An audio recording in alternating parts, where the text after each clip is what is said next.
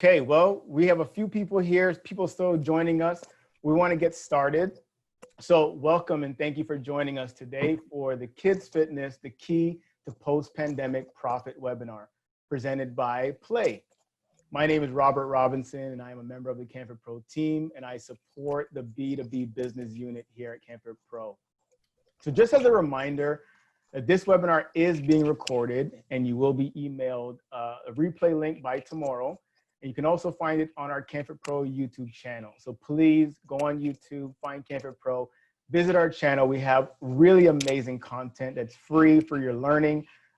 And by the way, if you want to take a CEC quiz for today's education, as well as any of our other recordings, you can log on to our canfitpro member portal by going to canfitpro.com, going to our member portal and going in and finding those quizzes. They are all available for you to take for CEC accreditation. So please visit our canfitpro.com website, go to our member portal and look for the CEC quiz. Instructions for the quiz will also be emailed to you post the webinar for you to follow the instructions and access the quiz for those of you who want to do that. Finally, at canfitpro, we love when the conversation is interactive. So we're asking you, please, as you've already gotten warm up in the chat, please communicate in the chat, put your questions in the chat, put your comments in the chat. We want to know that you are here with us, you're engaged. Feel free to send messages to the panelists. We do have a team of support monitoring the chat and the Q&A. There is a Q&A box, there is a chat box. You can comment in either or, and you will have a team of people that will be supporting you and monitoring the chat throughout. Feel free to put in any comments, questions for us to ask during this session, as well as we can answer your questions post this webinar. So we want to see that you're interacting with us. Melanie's looking forward to hearing your questions, being a part of this interaction. So please, please, please join us in the chat throughout this session. And now, I'm delighted to introduce to you our very special guest. She is an author, an international speaker, a TEDx presenter, certified fitness professional, a global leader in kids fitness. And as the CEO and founder of Play, she specializes in helping local leaders launch successful businesses to help kids become healthier, happier humans through movement and play. Please help me welcome Melanie Levenberg. Melanie, welcome. Thank you so much, Rob, and thank you to the entire canfitpro team. You guys have been incredible to work with in setting this up and providing this opportunity. So hi, everyone. Thank you for joining me today on this beautiful summer day in Canada. Wherever you are, if it's sunny, thank you for taking the time to be indoors, sun safe. And if it's raining, well, what a great opportunity to stay indoors and learn together. So I really appreciate you being here. Today's webinar is all about looking at kids fitness and how this domain in our industry could be a really great opportunity for you to look at bringing in extra revenue into your fitness business. So before we go on a little bit further, I want to tell you a little bit more about myself. Rob introduced me, but my background is that I grew up in Kapuskasing, which is a very small town in Northern Ontario. And I grew up my entire life playing outdoors, having lots of opportunity to move outdoors. And I played sports my entire life. I became a physical education teacher. I went to the University of Western Ontario, where I got my teaching degree, and I taught in schools in Ontario for a few years. And then along my journey, as I was playing physical activity, and I became a fitness instructor also, while I was in university with canfitpro, and I was teaching fitness classes. And along my journey, I was hit in the face with a lacrosse ball while I was playing a varsity lacrosse game, and that instantly stopped all of my opportunities to play competitive sports, which had played such a huge part in my life. And so in that time, in about 2008, I pivoted all of my movement choices and all of my movement outlets to be focused on non-contact sports. So I had used my fitness instructing background as a big platform to now my movement options in my life. And that's also where I discovered dance. And so I started bringing dance into my phys ed programs. And through that experience, I created a really fun way for teaching kids on how to get active and how to move using dance as a platform, but doing it in a little bit of a different way than had been taught in the past. And so that's my journey. My background and my training is that I'm a certified fitness professional. I'm a physical education teacher who launched my own business, not having gone to business school, and kind of learning along the way how to do business, how to figure out things that work really well, and also learning lessons along the way on what not to do. So at this point, I've been in business for 12 years, and I have a lot of lessons learned to share with you today on things that I wish I had known as I was starting things off with my fitness business. Now, all of this is also being contextualized in the context of right now we're working in an economy and in a global pandemic. And that makes things very interesting. So this webinar is all about navigating all of these things and sharing with you best practices and just lessons that I've learned on how to launch a kids fitness business and how we're navigating all of this in a pandemic economy. So my business is called Play Inc. And what we do is we pre-package physical literacy programs. Now, this webinar is going to talk a little bit more about physical literacy. If you don't know what that is, maybe hop into the chat right now and let me know so the audience that I'm working with here, I know that you are from across Canada and you are from the fitness, industry. I see that some of you already have experience working with kids. Let me know, do you know what physical literacy is? Is this a new term for you?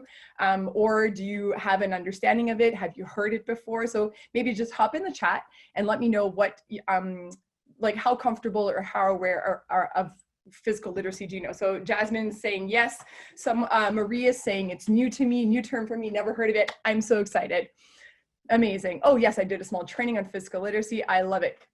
So our company, what we do is I take my experience as a physical education teacher, and when I'm working with kids, whether it's in schools or outside of schools in extracurricular settings, it's important for me that the foundation of what we do is based on physical literacy. And through my work with school teachers and fitness professionals, I saw that there was a need for people who wanted to have programs that were purposefully designed from the foundations of physical literacy. And so that's what we do at Play Inc. We have the dance program, but we also have a program called Power Play, which is a fitness program. We have a yoga program that is based on physical literacy called Yoga Play. And then we also go into schools and we offer a variety of different movement platforms, and all of that is done through Play Education. So we work with two different sectors. Our programs are taught in the recreation sector as well as the education sector. So I'm just going to scan through the questions right now. As I'm doing that, please let me know, what do you think the impact has been on the fitness industry? What do you think has been the impact of COVID on the fitness industry? So right now it's July 9th, 2020. I want you to think about like what has been your experience, or what have you seen happen in your community? What has been the impact on the fitness industry of COVID-19? Moving to online training. I see that some of you guys, so I'm seeing a lot of new people saying that physical literacy is a new term, which is awesome. And some of you have done trainings on it, which is great. So the trends that we're seeing, home workouts, people are adapting quickly. Absolutely, we shifted. Kids programs are going strong. Awesome, we were recruited by camps, amazing. Everything will be tailored to online training. Yes, people are realizing how much mentally and physically we need to be active. Absolutely. We're seeing an increased ability to work out independently. Okay, awesome. It's tough for parents with small kids. Yeah, outdoor training is becoming a lot more popular. People realizing that they're in charge of their own fitness. People are discovering the outdoors. Amazing. I don't know how to engage and keep people from wanting the online format. Oh yes. People seem to be bored of the free classes online. So there's a lot of different experiences, and this is the thing. Like I think as an industry, the fitness industry has responded so, I would say, magnificently, because from what I've seen from the multiple networks that I get to work with internationally, is that fitness professionals, we're driven by our why, and we're driven by this massive desire to serve people, to help them stay active and to help them stay healthy. And if our businesses were dependent on in-person services, they were really impacted by COVID-19 isolations. But what I've also seen as fitness professionals putting aside their uncomfortableness with wanting to go online and learning new skills and putting themselves out there and really taking a huge step in desiring to continue to serve by learning to do new things, which has really been beautiful. Now, I saw that some of you were mentioning that your kids' fitness, you're getting more kids' fitness requests, which is amazing. What we do know is that what we've seen is that there has been a massive impact on in-person programs, of course, because of the isolations. But for us in our company, what we've really seen is that in the time from the COVID isolation started about March 18th to a few weeks ago, last week in June, we were able to deliver over 300 workouts, and we reached over 4,000 families, and together through those classes and workouts, they completed over 400,000 workouts together. So in our network, we also have regional operators, and these are instructors and these are individuals who operate play-based programs. So our dance play and our yoga play programs in communities across Canada and the US. And 8 of them have launched their business, have started up from scratch their business in their areas in this COVID economy. And right now they're offering birthday parties, they're offering summer camps, they're offering something called bubble camps, which is where parents are desiring for them to come to their backyard and offering a COVID-friendly backyard camp with their bubble of friends. And they're also offering virtual classes. They're being invited into communities and into other camps where they can be, bringing movement and exercise and programming that boosts mental health as people are starting to re-enter into their communities. So looking at trends, obviously everywhere that we look, there's going to be things that we see. We're going to see a contraction of certain aspects of our business when it comes to in-person programs, an expansion in virtual classes. And ultimately, when it comes down to your business, the choices that you're making right now as a professional on how much of a business you are building is going to be what makes a difference. Yes, there's lots of free classes out there, but right now is also an amazing time to look at what's happening, look at who you desire to work with, look at who you desire to serve, and make a wise business investment in yourself and in your systems in order to serve more people and possibly bring in different streams of revenue for yourself.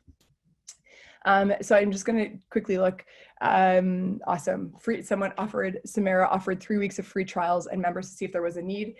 There wasn't as much for us, but for healthcare workers, yes. Amazing. People are doing absolutely beautiful work when it comes to supporting the frontline workers and the essential care workers. To me, COVID's been intense, but there's also been a lot of beauty in the world.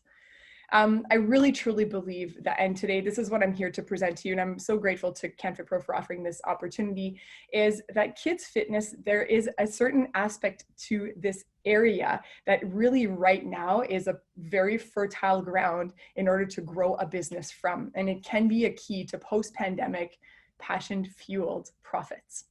So what I want to walk you through today are 3 main areas. The first one is I want to talk to you about what I've seen in the last 12 years in Canada when it comes to kids fitness, when we face different economies, and what that means, what I'm predicting is going to be the case coming out of the COVID-19 pandemic world that we're about to step into. With as much, I'm not a fortune teller. I don't know exactly what's going to happen, but collecting evidence over what I've seen over the last 12 years, one of my jams, one of the things that I love the most is like figuring out patterns and figuring out systems. And there are some trends that I'm seeing, and I want to share those with you today. When it comes to kids programming design, I also have I'm very confident that I can see what parents and what societies and what schools are going to desire when it comes to the core of what is inside of your kids' fitness program. So I'm going to share that with you. And the last one, I mentioned it already, is your opportunity to choose a business model. Like right now, we have a chance to look at how we're working, how our lives have been impacted, how our families have been impacted, and the systems that we've chosen to work in right now, and seeing if maybe this is a time that we can shift to make decisions that are going to help us build our businesses on a longer term, more sustainable platform that hopefully we can navigate these curveballs that life throws at us with more ease and flow. So over the last 12 years, what I have observed in Canada, and what I'm talking about right now is looking at specifically the 2008 recession. So I started, working in my business in the 2008, 2009, all the way through to 2012 recession. And what we saw through multiple programs is that even though there was a contraction on spending in certain areas of families' budgets, one of the things that was prioritized over other areas was their investment in their child. What was when parents decided to spend money, the first, discretionary funds went after like the food was taken care of and the rent was taken care of and all those basic necessities. If there was any discretionary spending opportunities, that parents wanted to invest it in their kids. And a lot of times that had to do with their kids programming. So getting them out into the community, helping them learn new skills, whether that's piano or fitness or sports or, something to get them out and to get them into the world. So from the 2012 recession, we did see evidence that in multiple regions across Canada, across multiple types of programs. And so my partner and I own 3 different companies that are kids fitness companies, and they're 6- and 7-figure companies. So this is the evidence that we're collecting across different sectors, not just dance, not just yoga, but like watching kids fitness trends over the last 12 years. We're seeing that there is a consistent desire from parents to invest in their kids' health. And that is something that I don't think is going to go away. The next big thing that happened, that was kind of what I'm using here to gauge what's happening with COVID and, where has this happened before? Never in the entire world anywhere has there been a global pandemic, not since we've been alive anyways. So, for me, when I was looking at like, how am I going to pivot my business? What is the evidence that I can collect from things that have happened before? I looked at the Fort McMurray fires. So we had an operator who was delivering dance play programs in that community in 2016. For anyone who doesn't know, the Fort McMurray fires forced an entire citywide evacuation for between 6 to 8 weeks. So the entire city had to be evacuated and people started to come back. So there was a sense that is similar or parallel to the re-entry that is happening with COVID-19, where people are coming back, where people were taken completely out of their routines, were, disconnected from their social circles, disconnected from their schools, disconnected from, circles of families and friends, and brought back into their regular life, having access to more of the things that were there before this thing happened. So what I'm talking about now is Fort McMurray fires, but we're living it right now in the COVID-19 isolations, where we're disconnected from our families, we're disconnected from our routines, we're disconnected from access to the things we used to do in our behavior patterns. And eventually those things, hopefully, will come back. So when the reentry started to happen for Fort McMurray, what our local provider of programs there saw that, so they offered summer camps. So the timing of the year was a summer camp program, and they had run programs before in years before, but they had never sold out. And when they offered these programs, people came back, every single summer camp was sold out. Parents were desiring their kids to be active, to be outdoors, to be connecting, to be moving their body. And so they added additional programming, and again, that programming was sold out. Now, when schools started up again in the fall, there was a very significant desire for movement-based programs to be brought into schools in order to help the students move their body, mainly to build community and to help people reconnect with one another. But there was also a desire for the movement and mental health aspect of it. So how do we help kids who have gone through we can call it traumatic experience, where they've had to be evacuated out of their city and now brought back? That has an effect on kids. It has an effect on their families. It has an effect on everything, every part of their lives. And kids need support in processing that. And schools really consciously took a part in wanting to help rectify that. And they did that through a desire of bringing in movement programs. So what we saw was in that community, a boom in our programs, a boom in requests, whether it came from the recreation sector because parents were looking for programs, or from the school sector where schools were looking for practitioners to come in and do the work with the students. And so with this, that's the past, and this is starting to go into the future. So what we're seeing right now, and we're in our second week of programs, but what we are seeing in Vancouver, in Alberta, where our regional operators are operating, and in Manitoba especially, we also have regional operators who are working in Toronto and some in the US as well. What we're seeing is that summer camps are operating, most of them are operating at maximum capacity. There has been an increase in requests for private programming. So that's what we call those bubble camps, where parents desire their kids to be active. What we're also seeing in trends, and this is something that's important for you to consider as we're looking at this post-pandemic program planning, is that it's really important for us, of course, like this is such an of course, but I have to say it, that we have COVID safe protocols in place, especially when working with kids. And one of the biggest things that has affected whether or not parents are registering for programs or not is the balance between parents desiring their kids to be active and reconnect socially with others and the perceived safety of how safe that space is for their child. And so in some communities where parents are a little bit more sensitive, or maybe the communities that have had a phase 2 or 3, reentry happening a little bit later, in those communities we're seeing a little bit more hesitation. Whereas in Vancouver and Alberta, we've been in phase 2 and 3 for a few more extra months. And so after a few months of being in the new way of working and being out in society, we're seeing that parents are getting comfortable again sending their kids out into programs. Ultimately, when the programs are there, parents are desiring their kids to be available. So my question now to you is, do you feel in your community where you are, based on the interactions that you're having, that parents value physical activity and movement in their kids' life more or less since the COVID isolations? How are parents feeling about kids and movement? More, yes, Rihanna's saying more. More here, more, yes. Yes, you're seeing more kids outside. That, whether or not that's parents valuing physical activity or just like time away from their kids. I would say more, because kids would be more likely to have, had too much screen time, yes. More, I think soccer started, I know, as a parent myself, I want my kids to move more, yes. Yes, Paula's saying valued more, but still unsure, yes. As a mom of 3, I value it more, yes. I think this is low on the parents' priorities. B is saying, in my community, lots of parents are care workers, so they have more anxieties than typical populations.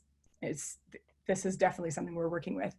I think more since COVID, as they are realizing how little they really get, and team sports are being limited right now. Amazing. Yes, so definitely. Obviously, parents are seeing the effects of COVID. As a school teacher, and I don't know if any of you are school teachers here, there was a certain moment, I think after spring break at the end of March, when all the parents were like, whoa, teacher, is this what you do every single day? You work with my child and you ask them to sit for 7 hours, and you like, they're experiencing what it's like trying to educate a child who's been sitting. And there was a certain moment where, us teachers are like, we're finally being seen for the work that we're doing in schools when it comes to movement and why it's so important to get kids moving. I think it's also really important for us to see, like, what are the effects of COVID-19 isolations on our kids? There's been more of some things and there's been less of some things. So, what has there been more of? And some of you have already mentioned this. So we know for a fact that there's been more screen time. Anyone who has a child is like, screen time it is. And there's no judgment on this. I also wanted to just mention in this slide right now that this slide is not, and for those of you who are on this presentation, it's not really designed for you. You're here, you are a fitness leader. You have a value for movement and physical activity in your life, which means that you're probably sharing that value and motivation for movement with your family. What I'm sharing with you is from conversations with parents who don't have a fitness professional in their life. This is what's happening in society. So don't feel like you're like, not in my house, this would never happen in my house, because this isn't about our houses. This is about all of our clients, the people who don't have those leaders or those people who don't have that internal motivation or the connections to that health. That's why we're here. We are fitness leaders to help bring them service. And that's what's driving our hearts. So what we're seeing is increased screen time, increased sedentary behavior. There has been multiple reports, no matter where you're looking at this, from the Mental Health Association, from Children's Aid Society, from workplace mental health institutions, that there is more stress in the home and there is more frustration in the home. There's more financial stress, and it's just harder for parents to balance being at home, especially those parents who used to work in an office and now have to work from home. It's just part of the deal right now. And it's something that I think we all have to take a deep breath. It saddens my heart more than anything, but kids are living in more stressful environments. And it's something for us to be aware of. But there is also that increased perceived value of physical activity and movement in parents, which is exciting. Yeah, Elizabeth is saying parents are struggling educating their kids and maintaining them active. Yeah. So there also, as a result of COVID-19 isolation, has been a decrease in access to play spaces. You know, we're walking around our playgrounds, even if we try to get outdoors, all of the playground structures have been locked down and they're trying to minimize the contact. So where can we play? And for people who aren't in the world of play, aren't in the world of kids fitness, you know, you're like, I'm going to take my kid to the playground to play. And if they're not in a playground or at home with a few toys, what are the options? Those of us who are play practitioners know that there's many ways and you can use multiple things to be playful, but sometimes as a parent, you're just exhausted. You don't know, you don't have the time to even think about it. So just limited access to play spaces. There's been limited social interactions for our kids with their own friends, with their adults, with their role models, a decrease in interpersonal connections, and decrease in nutritious food choices. So what does this mean? What is the state of our kids at this time, and what can we do to help? So these are the factors when we're looking at factors that affect mental health in kids. These are the factors that affect them. So their level of physical activity and movement, their amount of social connections that they have, their level of sleep, their nutrition, their sense of belonging, and their sense of self-confidence. For those of you doing the CEC quiz, that's a good slide. Am I allowed to do that? Robbie, tell me no if I'm not allowed to do that. Giving hints on the things. So where this is leading us is like after the pandemic. So we know that the pandemic is causing us, our kids to be in less ideal physical, mental, emotional states. And so post-pandemic programming, parents aren't just going to be looking for programs where their kids get active. Yes, they're going to desire movement for their children, but they're also going to be looking at programs that can help boost their mental health. Whether they're looking for that explicitly or if they see a program that offers that extra level of purposeful design with it, they're going to, you know, be more drawn to that program that can help their child on a holistic level. So a program that can build interpersonal connections is going to be really important as kids are starting to re-enter into their social circles, into new groups and new circles, and just rebuilding those social connections because they have been away from friends, they have been away from their school systems, depending on which province you're in. And just those like basic social skills and life skills are important for them to practice and rehearse and to master. It's part of life. So those programs that can offer social and emotional skills, I think are going to be really important as we re-enter. And I also believe, like I said, in the what we saw in Fort McMurray, the school-based programs, I really think that post-pandemic, schools are going to be looking at how can we bring movement, how can we help kids connect with one another, how can we help them with their social and emotional skills and rebuild community and a sense of safety and connection within our schools. Because if you don't have these basic foundations of feeling safe, feeling connected, feeling like you have a sense of belonging, there's no point in trying to educate them on the academic levels. They need their bodies to be active, they need to be fed well, they need that sense of safety and that sense of belonging. And schools know that, great educators know that, and great educators will be targeting these aspects of kids' health and mental health. One of the things I also am seeing already through our programs is we're getting an increase in requests for yoga and dance programs because these activities in areas where schools went back to school in May and June, the schools were looking for socially distanced activities, and dance and yoga are two activities, physical activities that really allow the students to remain socially distant. So those are things that we have seen. All right, just doing a quick time check. So right now we believe we have an opportunity to provide programs that support kids in developing all of these skills and reconnecting to themselves, connecting to each other, and reconnecting to the world through movement and through play. And so when we're looking at program design, so the first part is where I think we're going to go. So I think we're going to, there's going to be a desire. Parents are going to want it. Schools are going to want it. They're going to be wanting to help rectify what's happened with the COVID-19 isolations. but what we actually do in our program is really important. I want to take a few moments right now to talk about the design of the kids program. Now, how many of you here, please let me know if you currently are working, if you currently have a kids fitness program, and if you're currently working with kids, or if you're looking at perhaps adding kids fitness to your portfolio if you're doing adult programs. So let me know if you're currently working with in kids programs, or if you're looking to add it in.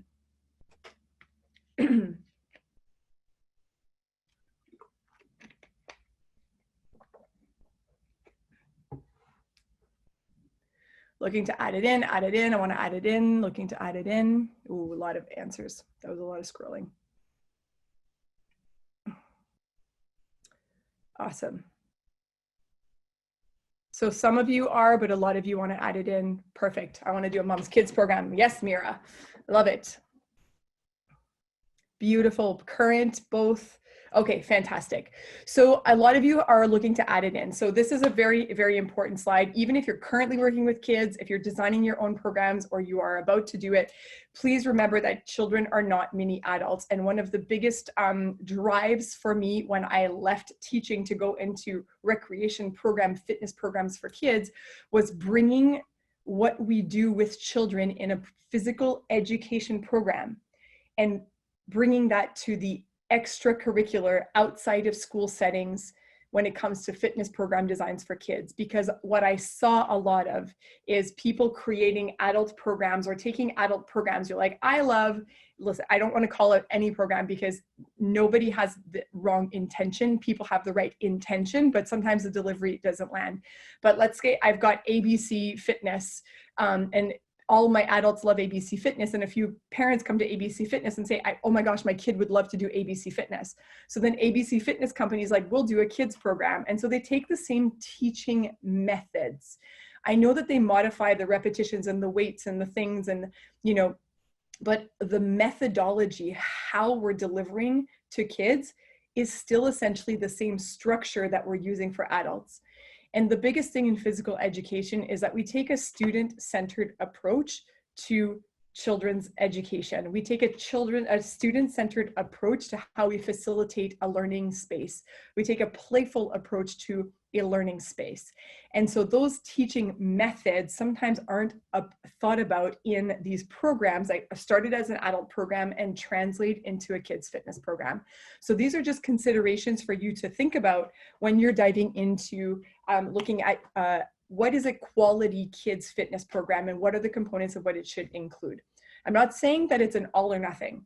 Some programs have some of these aspects, but just some things need to be tweaked. Some of them have more, some of them have less. And it's not to criticize anyone, but just to invite people to think about it and also help you educate to parents how you're providing a quality kids fitness program.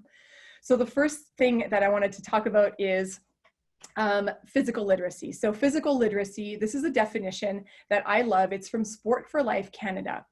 And I love it. There's lots of it. If you Google physical literacy, there's multiple definitions. And I saw that canfitpro just posted a link. So on our website, I send you to multiple places where you can find out way more about physical literacy if this is something that you want to learn about.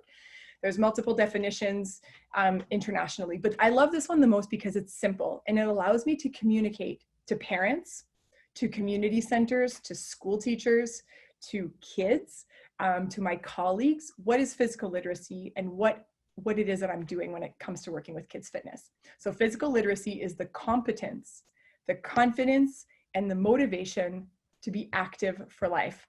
Okay, everyone, right now go into the chat box and I want you to write down those 3 words. Physical literacy is the competence, confidence, and motivation to be active for life. Remember how I told you I'm a school teacher? I really want you to be involved in this learning. And the best way to learn it is to type it out right now. If you're at home, you can even say it. If there's an animal in the room, you could be looking at your dog, Boa. Physical literacy is the competence, confidence, and motivation to be active for life. Thank you, Karina. She was hot on that keyboard. Competence, confidence, and motivation to be active for life. Yes. So there are 3 key domains to physical literacy as you're typing this out. Competence means the person has the ability, they have the actual ability to complete a fundamental movement skill. Now, fundamental movement skills are the foundations of movement. The same way that A, B, C are the foundations of reading and writing. The same way that 1, 2, 3 are the foundations of learning how to count in mathematics. The same way that do, re, mi are the foundations of music. So when it comes to physical literacy, our ABCs, our building blocks, are called fundamental movement skills. And if you'd like to try to guess what some of those fundamental movement skills are, you can type them in the chat box right now. So the building blocks to movement. When kids have, yes, Lindsay, running, throwing, beautiful. And I know there's like the NCCP has a whole program, leaping, throwing, balancing, catching, dodging, kicking, twisting, bending. So what I want you to think about, somebody wrote wheelchairs. You know what? Even if someone is in a wheelchair, their foundations of movement, they can still move their body. So grasping, releasing, extending, reaching. These are all these fundamental movement skills. And what we're doing when we're thinking about programming from this place is that we say, it doesn't matter what the child wants to do for their life. My job is to help them love movement and be physically able to participate in a wide variety of movements. So if they come to my soccer program and they learn how to kick a soccer ball and they learn how to kick it with their right foot at the top left corner, they're gonna probably be an amazing soccer athlete. But if that child learns how to send an object with a body part, then they could play a variety of different sports and different games based on their own passions and desires in their own lifelong physical literacy journey. So what we're thinking about are fundamental movement skills, skills that can be transferred from one type of activity to another, from one type of sports to another, from one type of game to another, from one type of leisure activity to another. That is the competence. Can somebody do this particular skill? Do they have the competence, those fundamental movement skills? The next aspect is confidence. So as they're doing the activity, do they feel confident? And for us as practitioners, are we designing lessons and activities and games where the students can feel confident? And the last one is motivation. So the motivation aspect of physical literacy is, are we building through our programs a value for physical activity, a desire and a behavior for them to be active for life? The motivation aspect is, this is where there's like an inherent value because they understand what movement brings to their life, that they understand the connection. When I move my body, it brings me mental benefits, it brings me social benefits, it brings me cognitive benefits, it brings me physical benefits. And all of those things are things that I desire, and I want these in my life, my lifelong journey. Now, I keep saying the word journey because physical literacy is a journey. You cannot be physically illiterate. I will say that again. It is impossible to be physically illiterate. As soon as you are born onto this planet and you have a body, you are on your physical literacy journey. You are on the journey of learning how to grasp. You are on the journey of learning how to roll. You're on the journey of learning how to sit. I have a little niece who's 5 months old, Liv, and so I'm watching her physical literacy development. So this concept of like the physically illiterate person, it's like you're not literate if you can't do ABCD, doesn't really apply. When I was hit in the head and I couldn't do certain activities, did I become physically illiterate? No, I was on my journey where a certain section of movement activities I couldn't do anymore, but I value movement enough in my life that I used my transferable skills of this that lacrosse had brought to me, and I explored other avenues because I had that motivation to continue, and I felt confident in movement. So that's what physical literacy is all about, is how can we help people navigate their life journey and always have a desire for movement, because it brings those mental, physical, emotional, cognitive benefits to them. Do they understand that? Now, when it comes to kids' fitness programs, there's 5 things that I encourage people to think about in your program when you're designing it to make sure that it's a quality physical literacy program. The first one is that, does it develop fundamental movement skills? And it's not like, I don't want this to be an afterthought. People are like, they're sitting here being like, oh yeah, oh, this is the fundamental movement skills. Oh, my program does it because of this.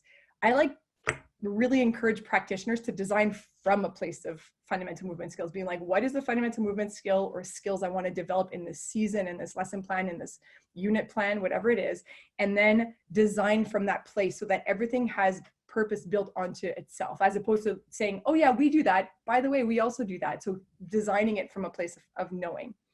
The second one, obviously now you know, fostering confidence. We want to think about, how do we teach? How are we setting up games? Are we setting up competitive games, elimination games, things that really take away from building confidence in kids? So how do we coach with our words and set up scenarios where kids can actually feel confident in movement?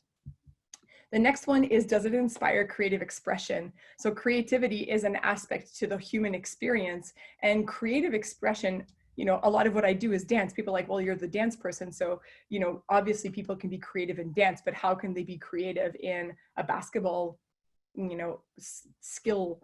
And thinking about athletes, like the best athletes in the world are the ones who can innovate in the moment, who can think creatively about how to, you know, get the object from one side of the field to the other side. So creative expression is also creative thinking. So how do you inspire kids to come up with their own answers, to inspire them to think creatively through your program? Does your program promote positive social interactions? And, you know, I'm thinking about fitness programs here. Is it all about kids coming in and standing on their spot? And this is very interesting because adult fitness programs do this a lot. You guys know this, right? The adult who comes in like 5 minutes before class, when we could go back to classes, when we had those classes, and they would put their water bottle in their spot at the front of the room. And then they would leave the room and they would do their weights, kind of like giving like a stink eye on the side eye, making sure that no one comes and takes their spot at the front of the room. And then the class begins and they come and they do their activities at the front of the room, and then they leave without making eye contact, or, you know, kind of like feeling like everyone else in the room maybe is competitive, or like they might take their spot. You know, like I taught adult classes. I know that this happens. It's not like that everywhere, but this idea that like our classes are designed to promote positive social interaction. How can you bring that positive social interaction, coach it, teach it, foster it with kids? And then the last element is supports multidisciplinary experiences. So how can your program not just be about the thing that's happening in your program? So if it's a soccer program, how can you bring in like different disciplines? So can you bring in Tai Chi? Can you bring in Pilates? Can you bring in yoga? So that through your program, kids are being exposed to a variety of different ways that they could be active in their life beyond the one thing that they're there to do with you. Because physical literacy is all about being active for life. All right, I can go on with this forever, so I'm going to keep going. I do wanted to show you a little bit of what this looks like in practice. So when you come to dance play and yoga play programs, we design our programs based on fundamental movement skills. So this is a list, an example of, I have these written all over in flip charts in my design rooms. But I start with like, what are the fundamental movement skills we're going to do? And then in our dance and yoga programs, we focus on different fundamental movement skills, and we do that through dance, and we do it through yoga. So a lot of people think dance, okay, I've got to create a dance program. Like, what's the coolest dance move? Like, I've got to do the floss, or I've got to do this cool thing that I saw on YouTube. For us, we design our programs first starting on fundamental movement skill. What's the skill we want to develop? Maybe it's pivoting.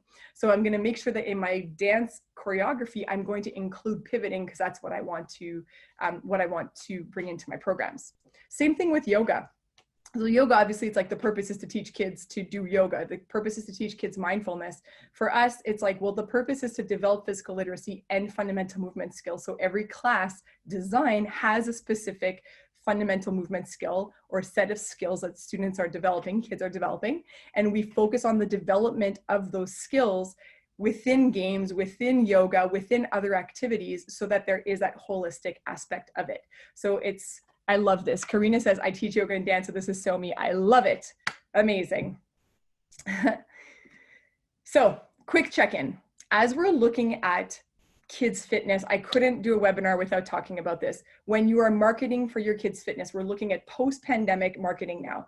When you're about to tell parents about what's coming in and what you're offering, please remember that when we market to kids, that we market it from a positive lens and not typical lenses. So what we want to do is think about physical literacy. How does this program promote physical literacy?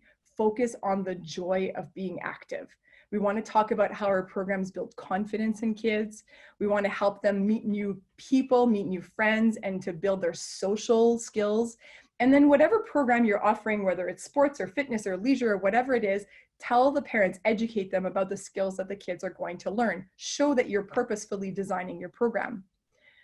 And when it comes to the what not to do, focusing on weight loss, focusing on body sculpting, and hold on here, focusing on obesity is, to me, not effective program promotions planning. Me and the team, we've had like a lot of, we were talking about, do we talk about the obesity thing? There could be an entire webinar on why obesity is not, preventing obesity or an obesity targeted marketing is not effective for kids. We're going to leave that for another time, but just be mindful of not needing to use the word obesity in your marketing, and it's still being very effective kids fitness marketing. When you market from a place of education about what it is that you're doing and the purpose behind what you're doing and how you're inspiring kids to be active for life through joy, through confidence, through excitement. Now, this next part of the webinar, and if you have any questions, please pop them in. I'm going to walk you through the last section, which is all about choosing your business model. So right now we've talked about what the post-pandemic opportunity is, what should be happening inside your kids' fitness program. Now let's talk about, okay, so maybe you're excited and maybe you want to start looking at doing a kids' fitness business. Well, what are the models that you can use to design your business in order to be successful in what it is that you want to do? I know a lot of you are thinking about adding this in. So if you have any questions, pop them in the Q&A, and I know that Robert and the CanFitPro team are watching, and I'll leave room at the end for a Q&A. So for this part, this is like my jam. Like I told you, my wife and I, we own multiple companies. 3 of them are kids fitness companies. We have other companies, and we coach a lot of entrepreneurs on how to launch their companies. We've both been in business now for over 20 years combined. And it's awesome. And this is my favorite part, because when it comes to designing a business and the model that you use, you get to build this from your passions. There's so many things that you can go look out there, and you're looking at other people, well, they're doing it this way and they're doing it this way. Ultimately, you have to tap into what your heart tells you, to what your passion is. When you, like, what would you do? Who are you so excited to work with? Like, when you think about them, you open your eyes in the morning, you're like, oh my gosh, I get to do this. This is my life. This is my job.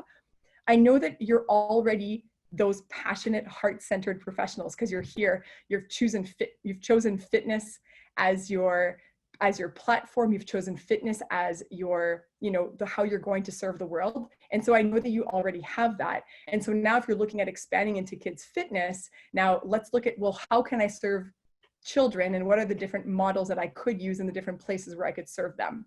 There is no right or wrong way. You want to start to tap in with what you desire, and I'm here to help you figure out what model that is, so that you can be successful.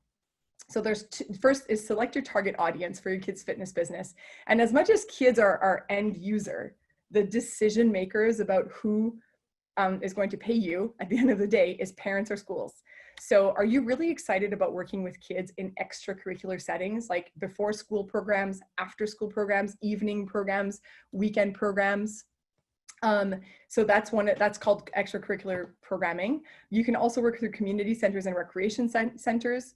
You can rent your own spaces like church basements or multi-purpose rooms. And you can also offer virtual programs. And all of those places, who you're marketing to is a parent who will pay you for an individual registration for their child into your program, or a parent council bringing you into the school to support whatever's happening with the school.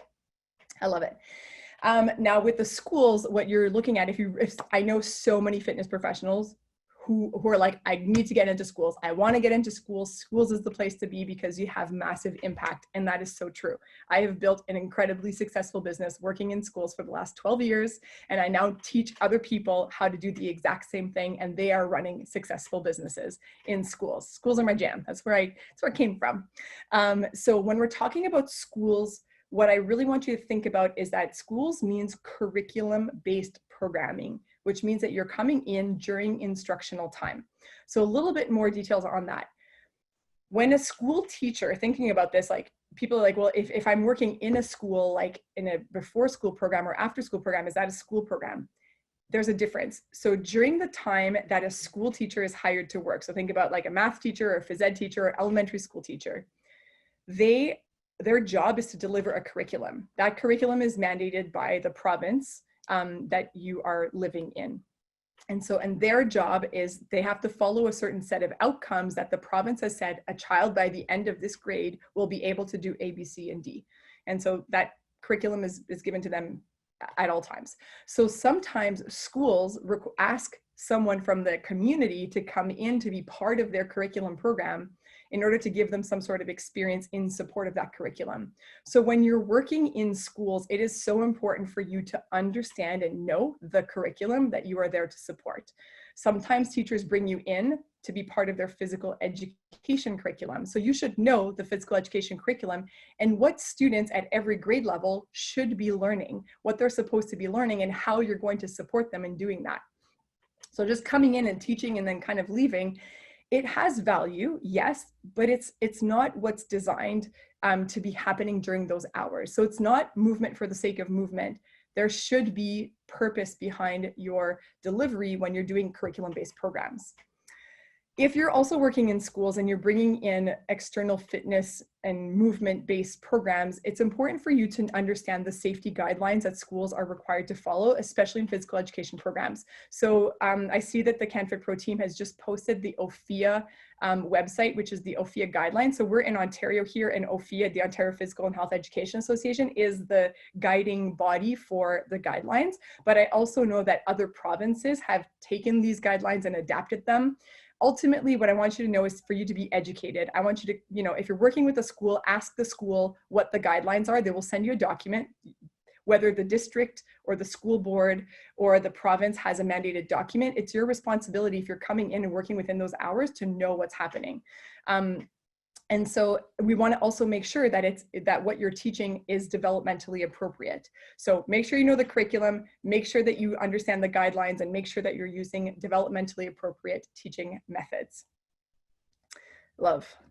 Okay, so choosing your fitness model, going back to this, there's two ways that you can launch your business. And what I wanted to talk to you about is the individual instructor method, and then also the teams-based method. Now, this is my experience. I started fitness when in the year 2000, back in the day, and I started my own personal training business. And I went to Northern Ontario, I got a grant, and I started teaching personal training sessions. And I quickly learned that exchanging time for money was one way to grow a successful business. And I was young and I hustled and I got lots of clients, and it was awesome. Now, fast forward to like 15 years later, when I was, teaching dance classes, I was working across multiple programs, and I really wanted to make fitness my career.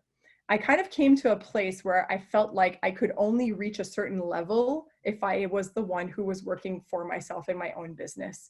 And so that's when I started learning more about business, about different business models, and I learned about the teams-based model. And I love this because to me, this is the thing that allowed me to take my career to the next level, to actually make a career out of fitness, as opposed to making fitness kind of my side hustle. I was never in my entire life able to fully commit my life to fitness as an individual instructor, just because it wasn't bringing in enough money to support my lifestyle, the lifestyle that I wanted, I should say.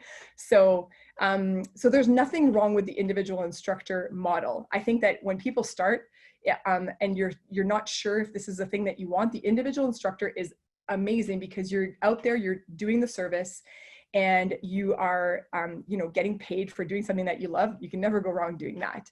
But when you're looking at wanting to scale it up and actually have like a business that supports your lifestyle, your family's lifestyle, then there's, different models that are available to you. So the individual instructor one, the general concepts of this model, they're not all like this, but the big idea here is that you're the one who goes out and you coordinate all your programs. I'd like to teach at this community center. I'd like to teach this class. I rent this space. I'm going to market all of the programs. I tell parents, hey parents, come and sign up your kids to this class. Or I coordinate with the community center saying, hey, community center, you tell the parents to come and I'm going to show up and get paid a flat fee for that class. You go and you teach your own classes and you get to take 100% of what you've charged. So you get paid $40 for the hour. You keep $40. You are so happy because you just got paid doing what you love. In this business, you are your own leader. So you grow as big as you're willing to put the energy into it. So if this is a side hustle and you're like, I've got my full-time job and I do this out of passion, awesome. Some people who want to make this a bigger thing, you have to really work to get all those contracts, to get those things and the system set up. And then you're delivering the program yourself. There is a somewhat limited lifestyle income that comes from being your own individual instructor in these traditional methods of working. Now, the teams-based business is that you're doing the same kind of thing. You're going out and you're setting up all the contracts. You're deciding which locations your programs will be delivered at. And you're responsible, again, for marketing those programs or working with community partners to market the programs together. But where the turning point is here is that it's you and or your team that delivers the services. And this is what has allowed Joss and I, my wife and I, to scale to have multiple 6- and 7-figure businesses in kids fitness across Canada, is that we have a team of instructors who deliver the programs for us. So in this case, a portion of what you charge, let's just use $40 as an example, you would pay your instructor a portion of that $40. So for the hour you receive $40, you give your instructor their portion and you keep the difference. That difference for that one class is what you get paid for promoting, for setting up the classes, and your profit margins. But this is where it becomes a numbers game. And the more instructors and the more programs, you can deliver more programs that you could ever do individually. And coordinating a team, if you're doing this well through a model that works, this is where you can have a lifestyle supporting business. And a lifestyle supporting business that allows you a little bit more freedom than when you're an individual instructor. I know that some people build a life on, you know, being their individual instructor, but what happens if you get sick? What happens if you have to travel? You know, sometimes if your business relies on you, there are certain limitations. So there's flexibility on both sides. There's not one that's better than the other. It's just, where are you right now in your journey? What do you desire to build? And what does that look like for you? All right. I love it. So to kind of start wrapping things up, basically through the platform of business right now, we have a big opportunity to help kids and families with the re-entry back into society. And I truly believe from the bottom of my heart, seeing trends over the last 12 years, knowing what parents are desiring from programs, that kids fitness programs have a massive opportunity to impact how kids connect to themselves, repairing some of the, you know, social connections that have been lost, the physical movements maybe that have been lost, helping them reconnect to their emotions and their state. And also help celebrate community. Movement is such a great way for us to get together and to move and to feel connected and to feel the energy of each other. And all of this can be done through high quality kids fitness programs. If you are interested in learning more about play, we have 2 different ways that you can work with us. So we have our instructor training programs through our programs, Dance Play and Yoga Play. These training programs are pre-designed. Everything is thought of beforehand. So we designed the classes, the dance classes and yoga classes. You learn the program and then you teach the classes. So the focus here is someone who's like, I don't have time to think about everything. Just give me what I'm supposed to teach. I want to spend the time doing the work, working with the kids. Those are instructor training programs. We also offer regional business models where people who want to build a kids fitness business in their area, bringing dance and yoga and fitness classes to schools or to community centers and their extracurricular settings. We also license the right for people to do that on a regional level. So as a huge thank you for everyone for being here, we wanted to offer for you to have $100 off of our instructor trainings that are all online. So canfitpro members already receive 10% off on any given day, but we wanted to give you an extra bonus and an extra thank you for being here today and for participating in this webinar. So lovely. So canfitpro has sent the link, and we'll also send you all of this information and the follow-up email following this webinar. And a reminder that you also get 4 CECs for each of our instructor trainings. We have Dance Play Kids, Dance Play Preschool. We have a Yoga Play Kids and a Yoga Play Preschool program, and each one of them is for canfitpro CECs.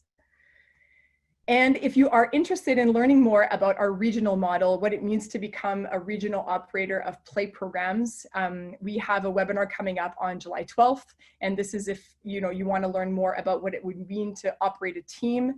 We provide everyone with the systems and structures and the business model so that you can actually have that team set up underneath you. We provide you with the program, and your job is to launch your business and build it so that you can have that lifestyle supporting income. So that webinar is happening on Tuesday, and you can sign up. It's free.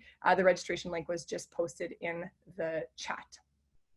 So for now, I'm pretty good. We're on the hour. I hope that you can stay. I'm going to do a Q&A. I'm going to stay here for another 10, 15 minutes, if that's okay with the canfitpro team, answering any questions. This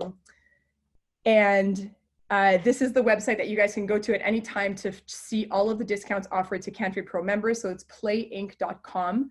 And the reason that there's a number 3 in our brand name is because all of our classes promote 3 rules, which is be positive, be fun, and be yourself. So that's the focus on it.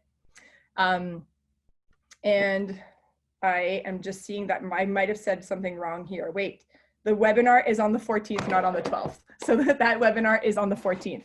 And I saw that Julie has, Karina has a question. Is the webinar good for someone who wants to just do individual licenses? It really the webinar on the 14th, not the 12th. The webinar on the 14th is designed for people who want to operate that regional level business, and our individual instructor licenses, you get, we can just set up a call with our HQ team and we can walk you through the individual instructor information. Yes. This is great. Melanie, can you hear me? I can hear you. All right. So we did get a few questions that came in.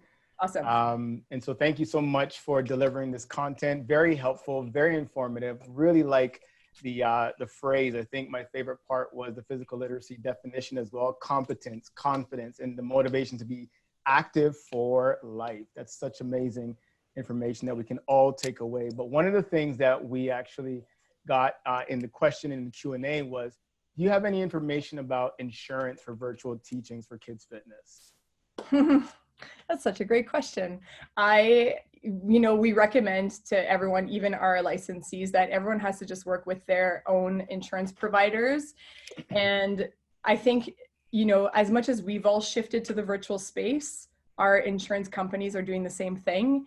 And some providers have solutions and others are still catching up. Others are saying no. So we haven't found one that's like, absolutely, yes, this is exactly like, we know, like no one has a program to license virtual programs for kids. So I think that the insurance companies are still catching up on all of the, the push towards the virtual world. So our suggestion is find someone who is already licensing virtual programs for adults and see if they will give you an option for kids.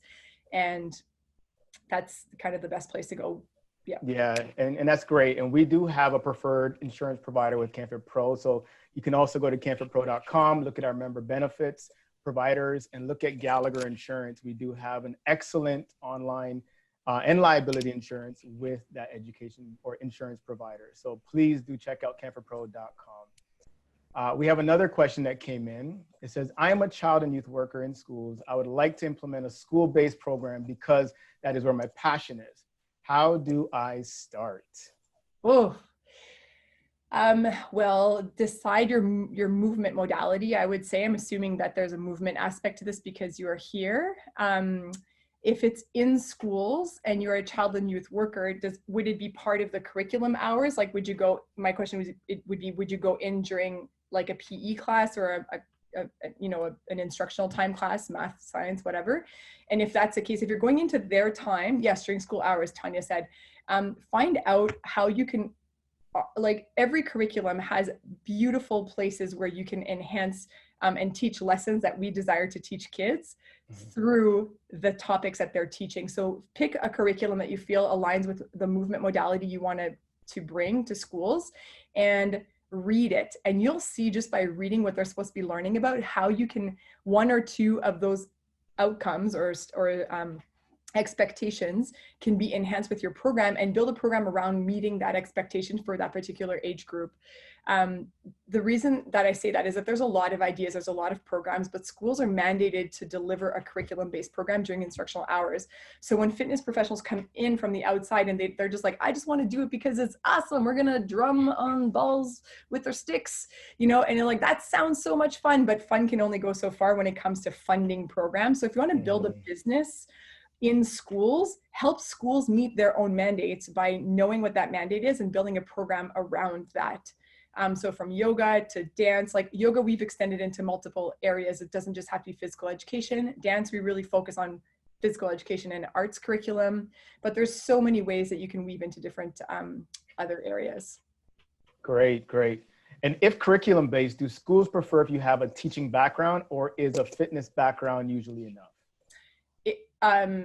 Listen, we have providers across the entire world essentially that work for us through in schools, and they don't have a teaching background. Some do, but what we do with play is that we are the experts. So like I design the programs, I'm the one who brings the credibility, and then the people who teach the programs themselves don't have a teaching background, but they've been highly trained by us and meet our international accreditation standards.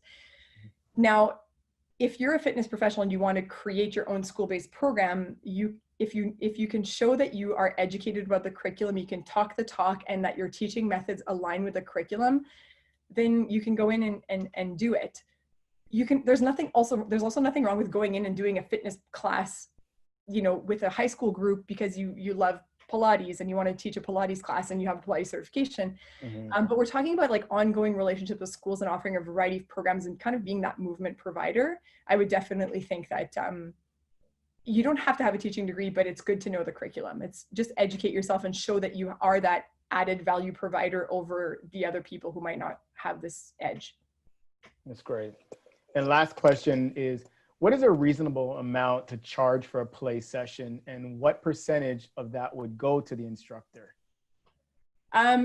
Teresa, we work with you in your community. Every single community that we work with is so diverse. So when we work with regional operators, we help you identify what area of your city you should launch your classes in to have the highest likelihood of success, to have the highest profit margins.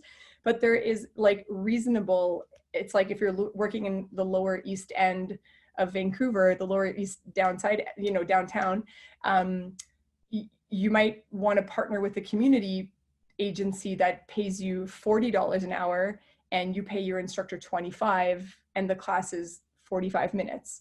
You know, in other areas, it might be an $80 an hour rate and the instructor gets paid slightly more based on the community that you're working with or how many repetitive programs that they have. Our minimum that instructors get paid is $25, but we recommend that our regional operators pay them between $25, $35, or $40 per hour. So that's what instructors who work for our regional operators get paid, plus the operators add on top of that to the people that they're selling the programs to. I guess just a quick follow-up question was, can a regional operator also be an instructor? Oh my gosh, it's like the best thing. Like that's what my journey was. I was an instructor and then I brought on a team. I was my own regional operator, and I love showing people how to go through those steps. And I like instruct people who start off as instructors. It's amazing. You start off, you do your business. Some people are like, I love dance and yoga. And then they're like, they do both programs. They're like, oh my gosh, dance is my jam. So I'm going to let go of yoga, but I'm going to become a regional provider of the dance program because I love it. And so people get to like navigate their own way through our own systems, because that's how I built it. And I want to give people choices based on their passions. It's not a one size fits all model. No business is. And if anyone tells you that, just kind of like bring up your spidey senses. Build a business based on your own passions, your skills, and what's going to get you out of bed. Find a model that's going to allow you to live the life that you want, to make smart decisions on your business model. And that's the business that you're designed to build. And find a coach who can coach you on designing that, not just giving you a prepackaged, like, this is how it must be structured. That's the key to success, I think, for business. That's amazing. Thank you, Melanie. Thank you to the Play team for joining us today. Thank you to all the guests and attendees that were a part of this webinar. Remember to look out for the follow-up email, look out for the information about CECs, as well as all the links and resources that were included in the chat. And until next time, take care, everyone. Have a Amazing. great day. Thanks, Robert. Thanks to the CanFitPro team. Yeah, Samara, I'll dance it out. I'm going to dance it out.